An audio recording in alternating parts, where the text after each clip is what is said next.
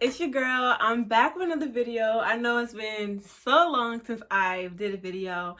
As I mentioned in previous videos, I was a senior at the University of Central Florida and things just got very busy. I was involved in a lot of different things. I was on the e-board of different organizations. So like I just got really busy and need to focus on my school and academics and the things that I was doing. So I just couldn't commit to making a video consistently.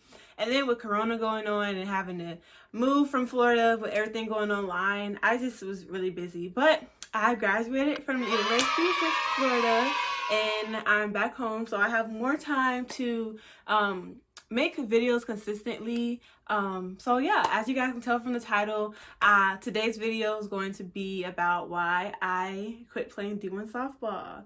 This is a story that I've been wanting to tell for a very long time, just my side of the story, and it's very near and dear to me. So yeah, let's get started.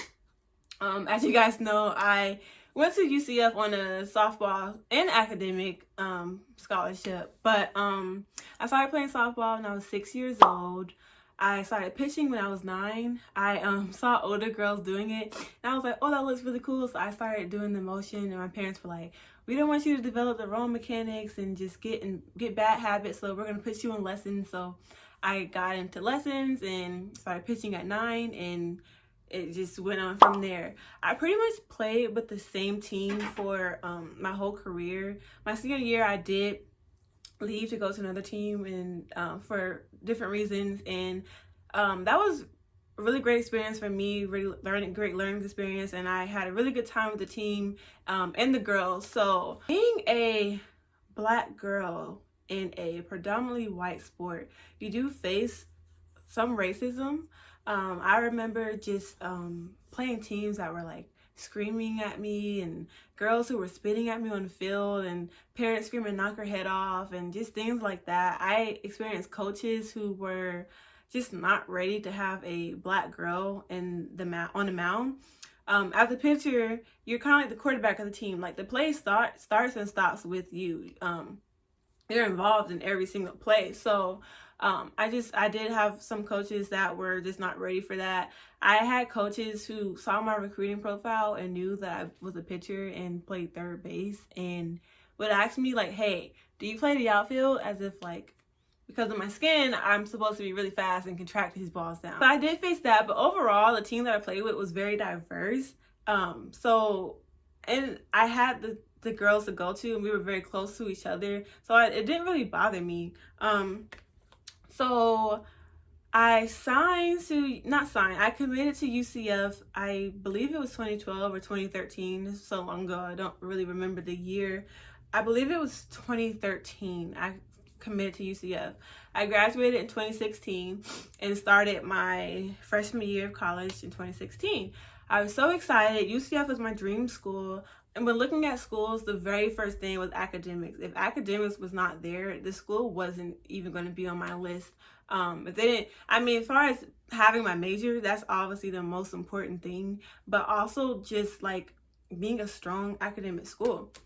The second thing on my list was diversity. I wanted to be a very diverse environment. I wanted to see different ethnic backgrounds, different nationalities, different sexual orientations, like different religions. I wanted to be surrounded by just everything. And UCF is extremely diverse. I loved it. And I went on campus for a visit. I just fell in love with the school. I was like, this is where I need to be. Even if I'm not playing softball, like this is the school for me. This is where I need to be. So I started doing what I had to do, and going to camps, getting under the coach's radar, communicating with them, things of that nature. And like I said, I committed in 2013. You can't sign until your senior year, but I committed. So basically committed means like you're kind of off the market. Like other coaches aren't really going to be trying to get you, and you're not really trying to go anywhere else. But at the end of the day, it's not a signed contract. So you can decide to leave and go somewhere else, and the coach can decide to drop you. But for the most part, it pretty much does kind of stick unless, you know, different things happen. But I committed in 2013, then I signed 2016 when I graduated, and then, but yeah. So fast forward 2016, starting my freshman year of college. I'm super excited. I'm just like, I'm ready to learn. I'm ready to play softball. Like, I'm just so excited. And slowly, it's just, I started to realize that I was surrounded by girls who did not have the same interests as me. And this is by any means no shade to anybody. I'm not name dropping or anything like that. I'm not trying to be petty. I'm simply just telling my truth and my side of the story. I was really surrounded by girls who didn't have the same interests as me, different morals, things that they would do. I, just didn't really have the same morals either. And as a student athlete, you have a very hectic schedule. So like, I was from 6 a.m. like waking up for workouts and things to like 9 p.m. And that's just like kind of your off season. During season, you could be missing class because you have games. You could be all the way in California for a week and not in school. So your schedule is pretty hectic. So my life was just softball and school. So my friend group, I guess, the people I was hanging around with were just the softball players. I did not have any other people that I was friends with or communicating with outside of them. So I was just pretty much forced to be around them all day because we were on the same team. I have to practice with you. I have to go to weights with you. I have to travel on a bus with you, go on a plane, play the game. I'm around you all day. And it just started to take a toll on my mental health. It just started to deteriorate. I was very depressed. I remember nights where I would just sit in my car and cry. Like, I was just so sad. Luckily, I do have a strong family support system. So they were just one phone call away. I would call my aunt. She would listen to me. I'd call my grandma. My mom and my sister actually came to Florida to surprise me one time because they knew I was really upset. It was, and like I said, facing racism, I was used to it. I grew up with it, just being in the sport. However, being on a diverse team, we were able to communicate with each other, and it didn't really bother us. But it was different at UCF. I faced racism on the team.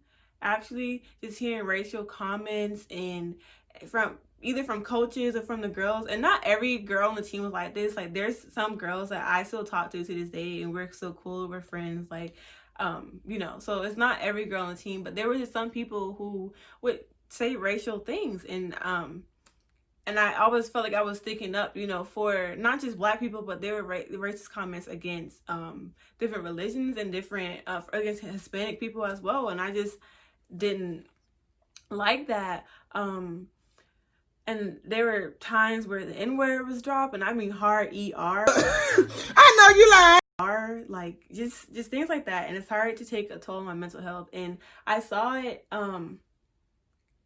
the light that I had for the game was dwindling. Like, I just didn't want to be there. I dreaded being around them, which made me dread being on the field. I didn't even want to be on the field anymore because I wasn't happy at all.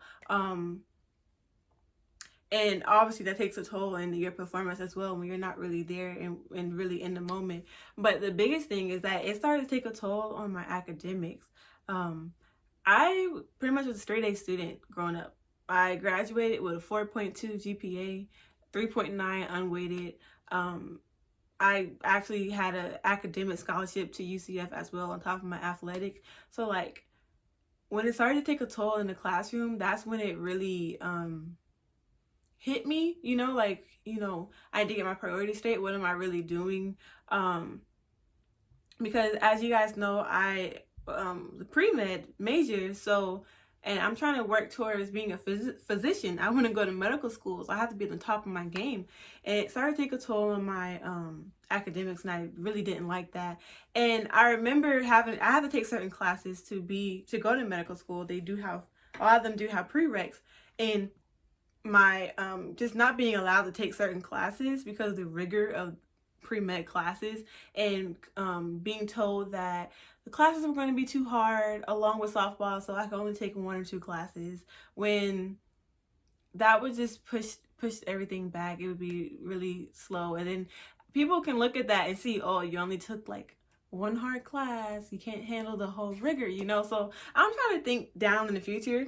softball is not my future down the line. I'm not playing professional softball. I'm trying to be a physician. So I really had to sit back and think, like, you know, what am I really reevaluate? I was going to transfer schools, and then I weighed the pros and cons of that. I had coaches come out. I was on the phone with coaches. One coach came down here to see me. Okay, so I forgot to tell you guys why I was thinking about transferring. So basically, to keep it short, every year we have an end of the year meeting where we just go over the whole season, what you did good, what you can do to improve, and get your goals and expectations for next season. So basically, my meeting was, to call it for what it is, a whole bunch of BS.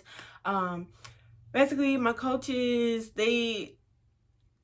I was not about to play for less money, and that's kind of the vibe that I was getting from them. And I was just like, I already don't want to be here. I'm already annoyed and frustrated with y'all. Y'all don't care about me, so why would I put all this time and effort and be unhappy for less money? Like, no. And then on top of that, they were basically like, you're so good, we don't want to play against you. So they put a ban on me going to any school in Florida. Every single school in Florida that has a softball team, I was not allowed to go to. I can understand the school in your conference, that's conference rules. But there was only one other school in Florida in our conference. All the other schools, they're not qualified for that rule. So I had to go over them, and because you can't do that. So I had to go take all this time, go over them, get that ban withdrawn, and that's when I was in the process of, I'm probably just going to transfer. And then ultimately I decided that it was time to hang up the cleats. While I love softball, I learned so much from it. I always have love for the game.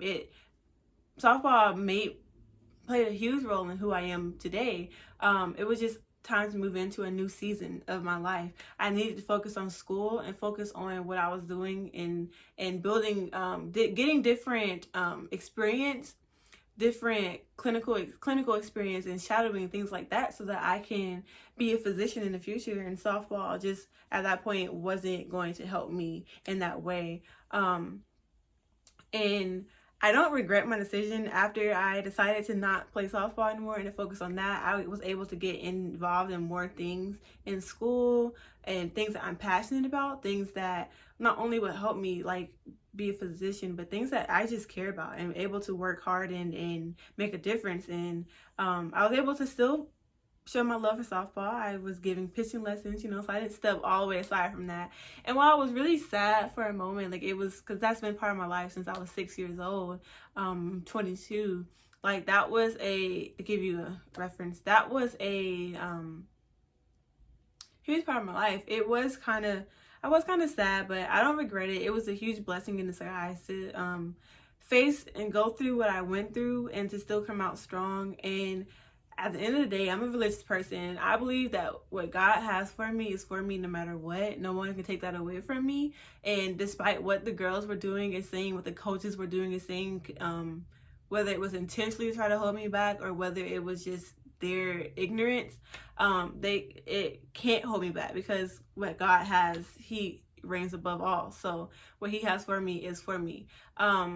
So I just want to say to anybody who's going through mental health struggles that it's okay to seek help, even if you need professional help. Like, that's okay. We take care of our physical. Like, when you're sick, you go to the doctor. When you notice something's off, you get checked. The same thing from up here. You cannot perform at your best, whether it's academics, sports, work, whatever you're doing. You cannot perform at your best when you're not fully here mentally. So I strongly advocate for you. It's okay to get help, and it's okay to not be okay. And yeah, so that is why I stopped playing softball, D1 softball. I wanted to focus on my career. I just wasn't happy. And when I took a step back to really evaluate and look at things and pray and ask God for guidance, and that was just the next season. And I'm so glad, I'm so grateful that it worked out, and I'm moving into the next season of my life and preparing for what I really want to do, which is to help save lives.